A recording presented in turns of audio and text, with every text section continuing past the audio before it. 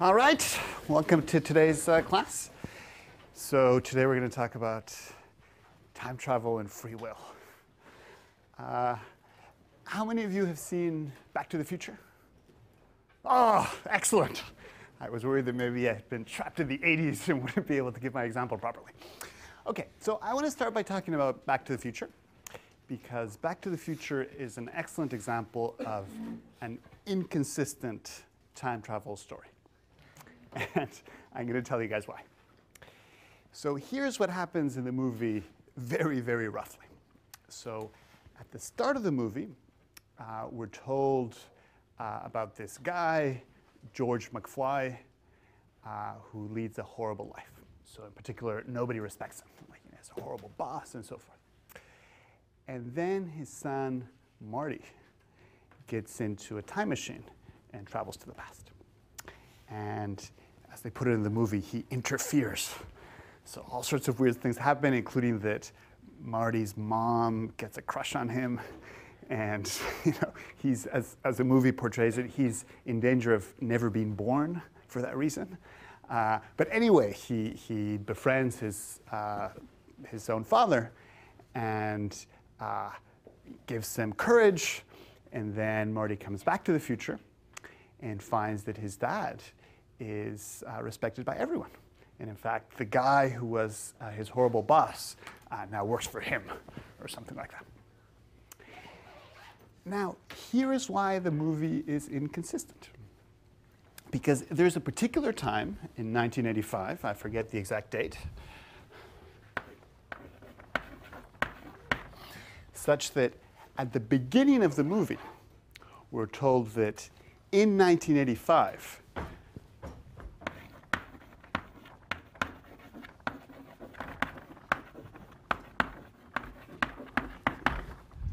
George gets no respect.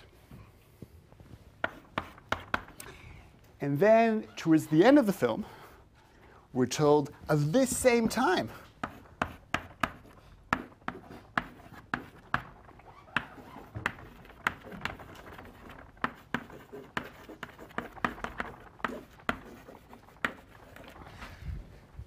we're told that everyone respects George. Now, it doesn't matter whether this statement is made at the beginning of the film and that statement is made at the end of the film. The two statements are still inconsistent. I mean, to see this, suppose that you're on a jury, and at the beginning of his testimony, the witness says that George gets no respect at a certain time, and at the end of his testimony, the witness says that everyone respects George at that same time. Then you would conclude that the witness has contradicted himself. Now, there is an interpretation of the film where it's not inconsistent. The problem is that it's also not about time travel. So on this other interpretation, what happens is not that Marty is traveling through time in our world. What happens instead is that he's traveling across worlds. So what happens is that he goes to the past. So this is our world. That's 1985. And he goes to the past and then interferes. And at that point, he moves to a different world that has a slightly different future. Now, but notice how there's something odd about interpreting the story in that way. Because on that interpretation, the movie is a total downer. So on that interpretation, what happens is that Marty abandons his real family, goes off to a different world filled with copies, and hangs out with his happy copies, where his family, his real family, is sad. In fact, they're probably sadder now that Marty has abandoned them. So on the interpretation that the movie is to be understood not as a world travel story, but as a time travel story, it's inconsistent. So two quick exercises for you guys. So I'm going to mention two stories, and I want you guys to tell me whether they're consistent or inconsistent. So first story, I'm a terrible gambler, And one morning at the tracks, I feel this feeling, and I decide that I'm gonna bet everything on Easy Rider. And I place my bet, and Easy Rider loses by a nose. And so I lose all my savings and lead this life of hardship. But towards the end of my life, an old aunt dies, and she leaves me a time machine. So I go back, and I see my younger self waiting in line to buy the crucial ticket. And then I whisper into his ear, don't bet on Easy Rider. And my younger self acquiesces and never places the bet, and I'm happy thereafter. So, consistent or inconsistent? That's right. Okay, second story. It's the eve of your 21st birthday. And the doorbell rings, and a stranger shows up. And they tell you how to build a time machine. So you follow their instructions and build the time machine, and it's awesome. You spend your life traveling through time. And towards the end of your life, once you're old, you go back in time to the eve of your 21st birthday and tell your younger self how to build a time machine. Consistent or inconsistent? That's right. Weird, but consistent. Okay, the reason it's consistent is because that doesn't happen. So there is no time about which we're first told that one thing happens, and that's later taken back. We're later told that, no, something else happened. Yes? Doesn't that create a paradox? I mean, maybe paradox, I don't know if that's the right word, I guess I'll find out in this class, but doesn't that create a paradox of, where the knowledge of how to build a time machine initiated? Yes. No, there is something definitely weird about that case. So, just to expand on what you said. So, normally, when a scientific discovery takes place, is because, we looked at nature and did a lot of work, and it was the result of that work that we learned how to do something. But in this case, it seems like there was no real learning. So there's this bit of information that my younger self has because my older self told him.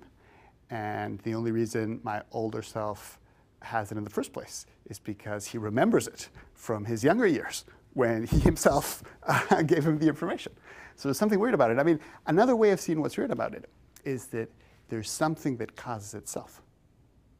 Because you can say, okay, so what causes my younger self to have the information? Well, my older self. Okay, but what causes him to have the information?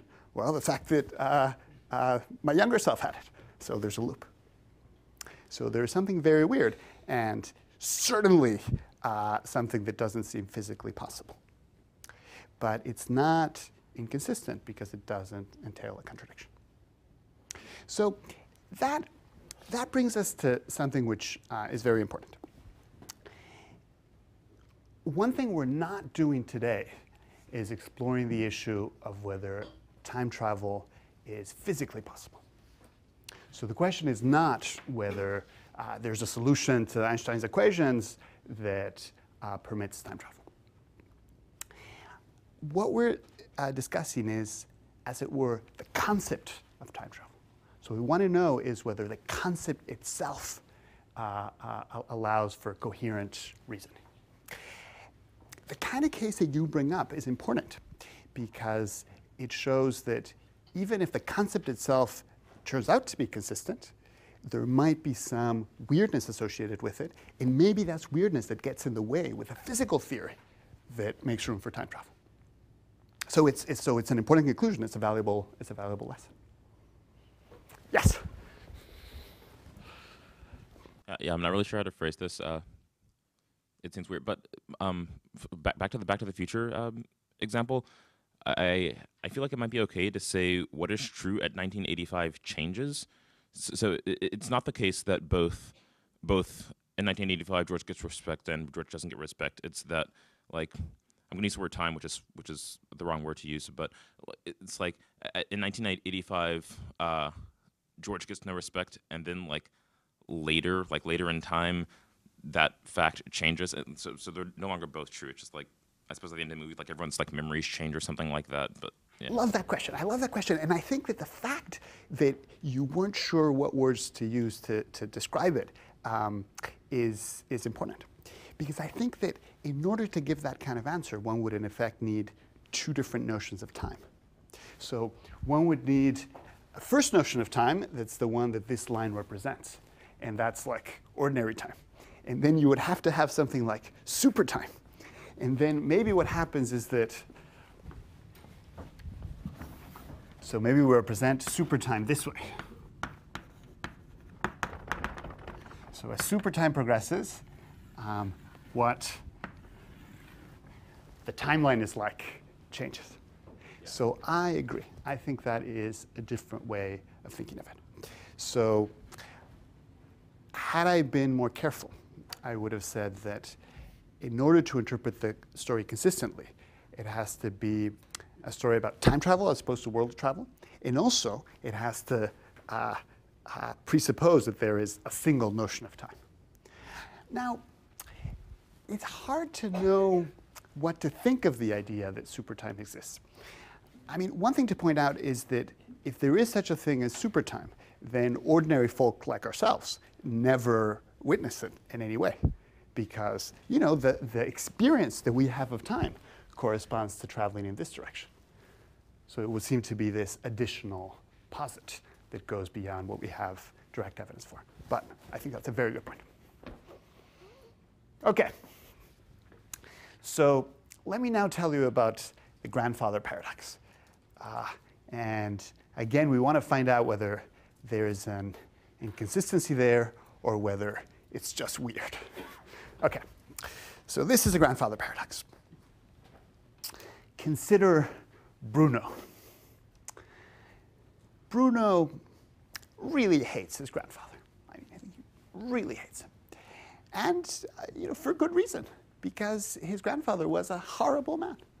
So he was a drunk, for starters, a gambler, a womanizer, and he orchestrated a fraud that left millions of people in poverty. So Bruno has made it his life's mission to kill grandfather. Alas, grandfather died many years before Bruno's death. So Bruno decides to build a time machine to go to the past and kill grandfather then. So say that he succeeds and builds a time machine and goes to the past. And we're assuming that he travels to a time before grandfather had any children. And Bruno he's thought about the details. So he bought himself a sniper's rifle and he's trained himself to use it. And he tracks grandfather's movements for a few weeks and notices that every Saturday he takes a walk. So he finds a good location on the belfry of the steeple and aims his rifle at grandfather. Grandfather stops to tie his shoelace, so Bruno gets a clear shot. And what happens?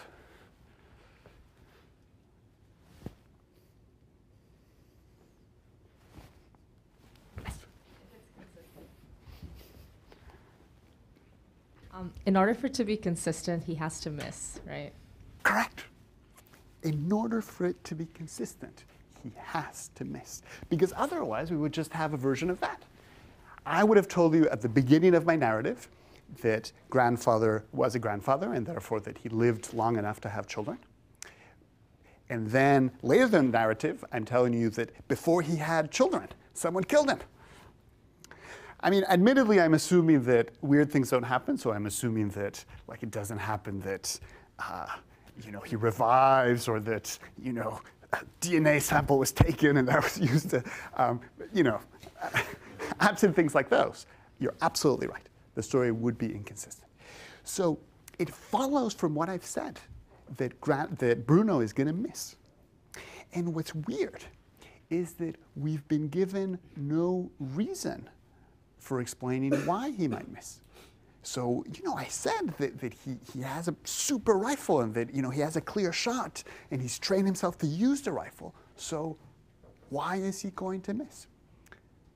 The story doesn't settle that. If I were to continue the story, I would have to say something like that, he lost his nerve, or that, in fact, there was a banana peel nearby and, he slipped on it, or something happened. Okay, so I think we can conclude that I have not contradicted myself, and not just that there's a way of extending the story so that I give you additional details and still don't contradict myself. But this raises an additional question, because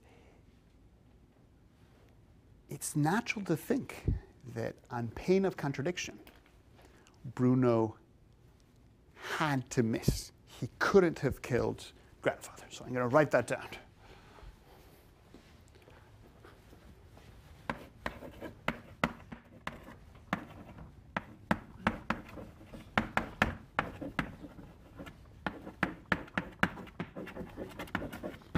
Bruno couldn't have succeeded.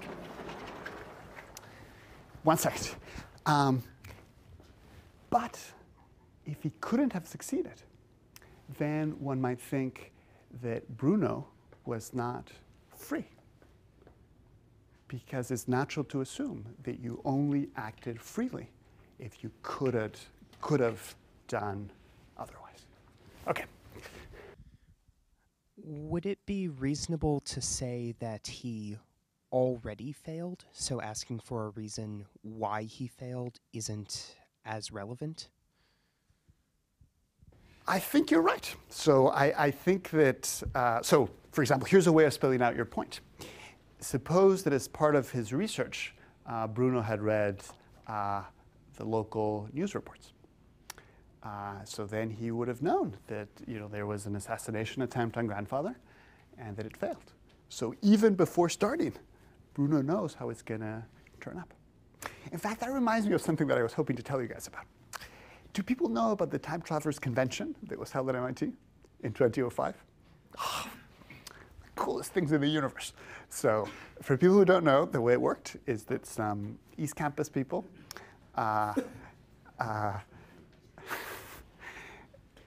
spread the word that there would be a convention. And what was amazing is that they managed to get the press to report on it before it happened. So for example, the New York Times published a piece. So then the plan was that because there was real news coverage, people in the future would have access to it. And if they were able to build time machines, they might say, well, there's a convention, why not attend?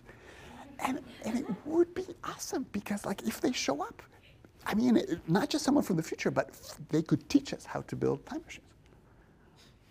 I really think it's the coolest thing in the universe to come up with that. They made a nice event of it, so they got all these famous MIT professors to show up and give talks. And what happened is that nobody from the future showed up. Or at least nobody showed up and announced that they were from the future. So this might be related to what you were saying, because suppose that the future comes and people do design time machines. They can just read the reports that were written after the event and know that they're not going to show up. From Bruno's point of view and from these people's point of view, reading about past events can give them information about what they would think of as their personal future. Yeah. If Bruno reads a news report saying that there was an attempt, he still has to go and do it. He has to still go and fail. Yes, that's right. If this is to be consistent, he knows that he's going to end up doing it. He doesn't know how, and maybe he has the intention of not doing it. But maybe he will slip into the time machine. Maybe someone will give him a drug. So we have another version of the same situation. That it just follows from the story that he's going to do certain things. Give him a drug. On pain of inconsistency. Okay, so really the next topic is what shall we conclude from that? So suppose that in a case like that, it's determined by the story what you're going to do. And maybe you even know what you're going to do. Does it follow that you don't have free will because you couldn't have done otherwise? So I mean, just to bring out that intuition. So suppose that someone forces a gun into my hand and then forces me to pull the trigger. So in a court of law, I would not be found guilty of murder because although my finger did cause someone to die, let us say, I was not acting freely when my finger moved in that way. So it's natural to think that if it's true that Bruno couldn't have succeeded, he was not acting freely. Yeah. So I think it may be the case that even though you have this information that, like, you know, you're going to go back in time to do this thing, that you still decide to do it. There's a similar thought experiment where they say you have like some super psychologist that can he has like all these electrodes up to your brain, and like he can predict with like extreme accuracy, like 100% accuracy, like what you're gonna do next. I mean, I would say it's still the case that I decided what I'm gonna, or at least it could be said that it's still the case that I decided what I'm gonna do next. And those seem very similar to me. That like I decided even though, you know, someone else knew I was gonna decide. Nice, nice. And let me mention a variant of that. So current physics is probably not deterministic. It's not obvious that it's not, by the way. So there are interpretations of quantum mechanics, Bohmian interpretations, according to which quantum mechanics is deterministic. But on a standard interpretation of quantum mechanics, current physics is not deterministic. But let's consider the following question, and this is closely connected to what you said. Just assume that we live in a world in which the laws of physics are deterministic in the following sense.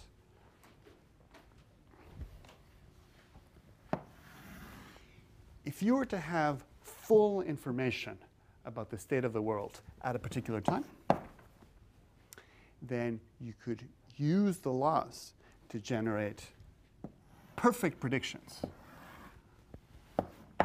about what the state of the world will be like at any future time. And maybe the laws are even two-way deterministic, in which case you could also generate perfect predictions about the state of the world at any past time.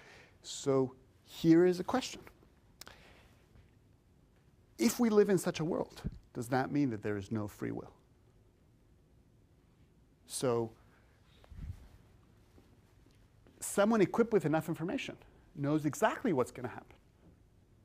So maybe I'm now deciding whether to let go of the eraser, and you've looked at the laws and you know what's going to happen, but I still feel like I'm making a decision. And then I decide to drop it. So did I not act freely for that reason?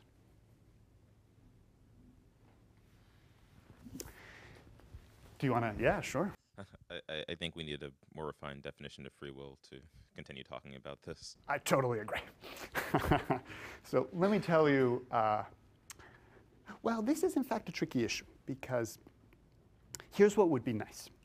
What would be nice is if we had a definition of freedom that everyone agreed with, and then we just use that definition to settle the issue.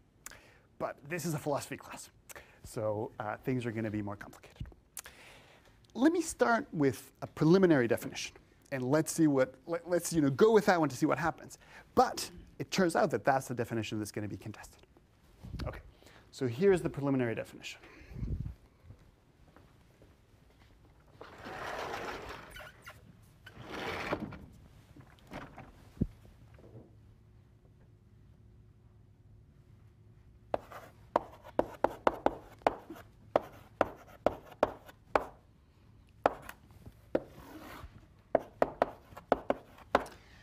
S acted freely if and only if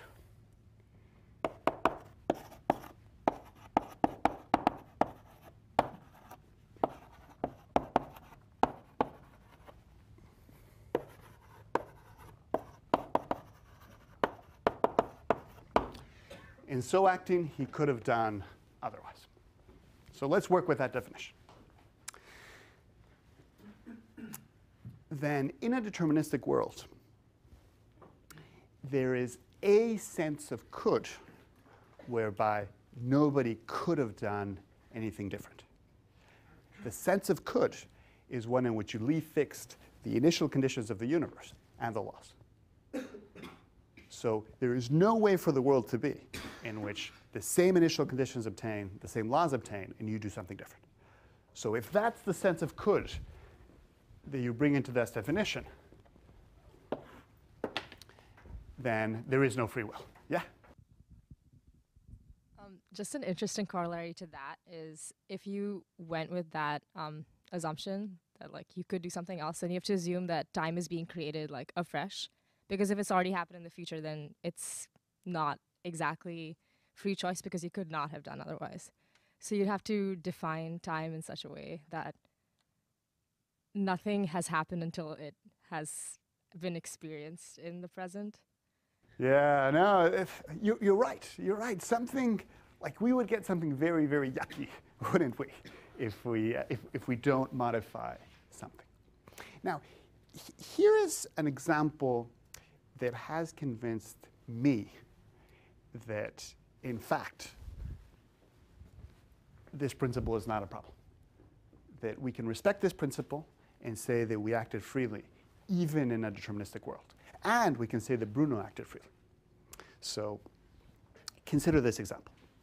Suppose that you agreed to have breakfasts with a friend. And she shows up, and she looks terrible.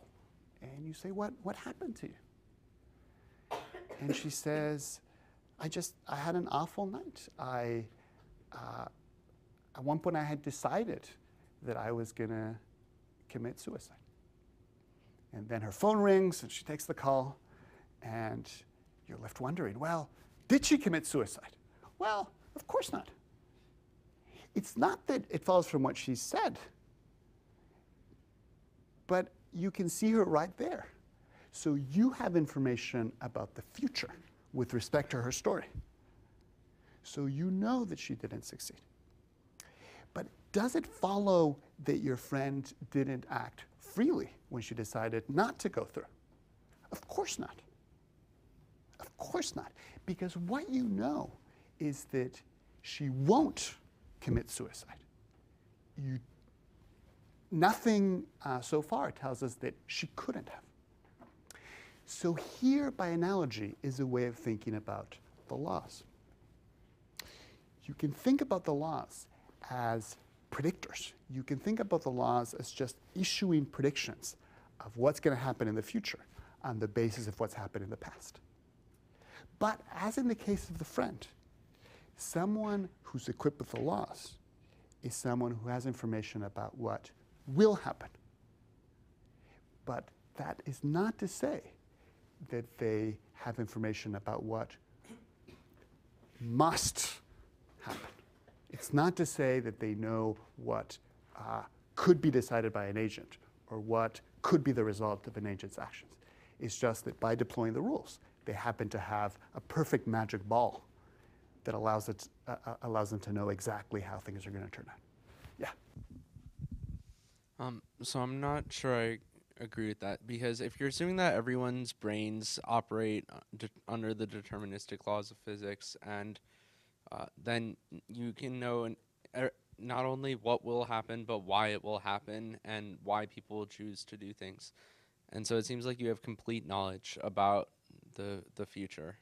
That's absolutely right. So you will know, for example, exactly what people will decide, not just what we will do, but because you know every detail of their brains, you know every motivation and every decision that will in fact happen. So what this means is that someone who wants to hold on to that principle and retain the view that determinism is compatible with free will is going to have to allow for what might be called a miracle. So let me explain. So go back to the friend who was thinking about committing suicide. And think about a sense in which we might informally say that she might have acted otherwise. So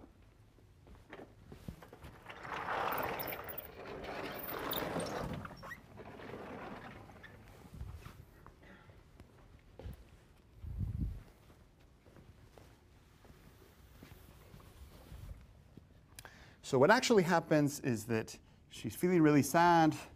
She considers suicide. And then she decides against. And then finally, breakfast. So that's what actually happens. And now suppose that the laws are deterministic. Then, as you say, it's not just that macro events such as these are going to continue to take place. It's also that the exact brain state, B, that she was in when she decided against it is going to take place. I'm going to add your name to the board. What's your name? Me? Yeah. Evan. Sorry, Evan or Kevin? Evan. Evan. Okay. So the sense in which she could have done otherwise is this. It's where we consider a different world, which is exactly like the actual world up to this time. Exactly. And then we allow a tiny violation of the laws of physics. Not a big violation. What happens is just that we allow for things in her brain to be slightly different so that she enters state B prime, which is the state in which she decides to go ahead. So a slight miracle. And then from that point on, we assume that the laws continue to be in place. So with respect to the laws of the actual world, the new world is a contra-physical world. But it's still a scenario that we can consistently describe. So we can still say exactly what happens. We can even use our laws to predict what's going to happen almost always except for this little case. So one thing one could say is that if there is a world like that, if there is a world in which a local miracle produces a different decision, and that decision leads to a different action, then the mere existence of that world is enough for it to be the case that he could have done otherwise, even if that is not the could that gets spelled out in terms of initial conditions in physical laws. So now we can come back to Evan's original question. So what's the definition of free will with respect to which we're asking whether it's consistent with physics? Well, we've suggested two.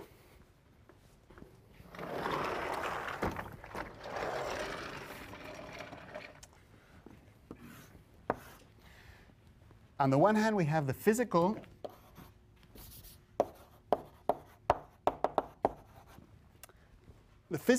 proposal, where what we mean by could is that there is a way for the universe to evolve which respects initial conditions and the laws of physics, where he does otherwise.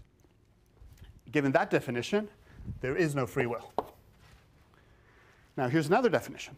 Define could as there is a world of the kind I just described, where there's a local miracle that leads to a different behavior.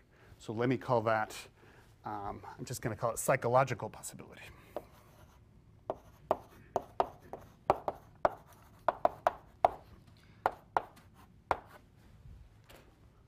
When you think of the definition this way, then free will is compatible with determinism. And now, of course, the issue is, what is the right way of thinking about free will? And some people give one answer, other people give a different answer, and there is no agreement. OK, it's your turn. To answer, I haven't thought about this a lot, but to answer that, I think local miracles are a bit weird. Like I think if you allow for local miracles, then like you're how do I say it? You can't say I have this complete set of laws that describe how we progress from this point in time to this point in time, but then you also say, oh, but sometimes I don't have a complete set. Like you just contradicted yourself. Oh, I don't think I agree with that for the following reason. Because on this way of thinking, we're taking the laws of physics to give us perfect predictions of what will happen. So when you predict what's going to happen, you don't have to worry about miracles. You know that they're not going to happen. That's part of what it takes for the laws to be true. There are no miracles.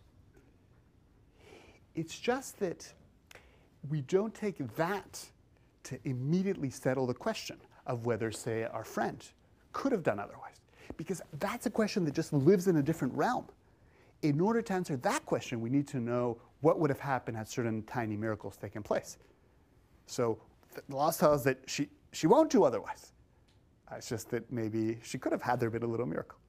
So what's magical about this proposal is that it is not inconsistent with anything that physics tells us.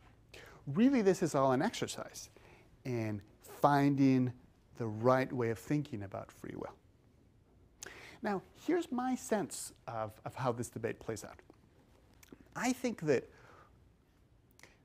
when one looks at this kind of thing for the first time, one thinks that this psychological notion of could that leads to compatibility between free will and determinism is disappointing, it's too weak. So you say, well, that there be this weird other world where a miracle takes place, like that's not enough for me to be free. Like somehow for me to be free, I have to have like a power within me that is, so intimately controlled by me that, and then you say something obscure. My sense is that once you think of it properly, you end up with a situation in which either you postulate something like this, which is clear, though perhaps disappointing, or you simply do not succeed in clarifying what you mean. Now, what I've just said is incredibly controversial. So philosophers who think that free will is incompatible with determinism would say that, I have oversimplified the issue and that there is good sense to be made of the notion of free will, which is not spelled out in the way that I just described. I'm not sure if so. You can imagine a set of physical laws where, like, for some reason you just can't know things about the brain, which I feel like that's like perfectly logically consistent. Like in physics right now, we have things you just like can't know, right? And so you could just, that feels better to me than having local miracles. Just saying the brain is, magic, and you just can't know what happens in there. There are some people who have tried to think about free will in this way. Now, I'm not going to argue that any such effort is going to fail, but let me describe one example of that, which I think can't work. So, suppose that you think that there is something essentially indeterministic in the way our brains work. So, contradeterminism, even if you knew the initial conditions, or at least as much of that as can be known, you just wouldn't be able to predict what I'm going to do because there is this point of indeterminacy. Well, if the indeterminacy is something like randomness, so if the indeterminacy is something like whether a certain radioactive isotope will decay, then it's not clear that that's going to help. Because look, consider the following. Imagine that someone ties my hand to a gun and sets things up so that if a certain isotope decays within a certain time frame, something's going to force me to pull the trigger. And if it doesn't, then it won't. There's something indeterministic about whether I'm going to pull the trigger. But nobody will say that I was free in doing so. I was at the mercy of a random event. So it won't do to try to illuminate free will by saying that it's to do by random events inside our brains. Because what that gives you is not free will. What that gives you is slavery to randomness. I think you can still have free will there. You can say like so the laws of physics make it so that I can like predict what I'm gonna do, like like where my arm's gonna move and all that sort of thing. But you just don't know like my thoughts and like why I'm doing that. And I think then even if you know like I'm gonna take 5 steps forward or something, but you don't know why I decided to take 5 steps forward, there's still a sense in which it can be said that I have free will. Maybe. A disadvantage of going that way is that we would burden our understanding of free will with a hostage to empirical fortune. So we're in effect relying on our best physics to deliver just the right theory so that our account turns out to be right. And maybe we will get just the right theory, and then we'll be able to tell a story of the kind you want. But there's something weird about the idea that whether or not we're free depends on like the details of fundamental physics. But I agree that that is a way one might go. This principle that S acted freely if and only if he could have done otherwise. Actually, we have good reasons for thinking that that principle is false. And I'm going to give you a counterexample, and we'll just end with that and continue talking about that next time. So suppose that when I was deciding whether to drop the eraser, a moment ago, and remember that I did drop it, there was an evil scientist who was monitoring my brain activity. And had I decided not to drop the eraser, she would have interfered with my brain in a way that would have caused me to drop it anyway. So it seems like I couldn't have failed to drop it, because had I decided against it, I would have dropped it anyway. So it's not true that in acting, I could have done otherwise. But actually, the scientist didn't do anything. Actually, the scientist was just monitoring my brain.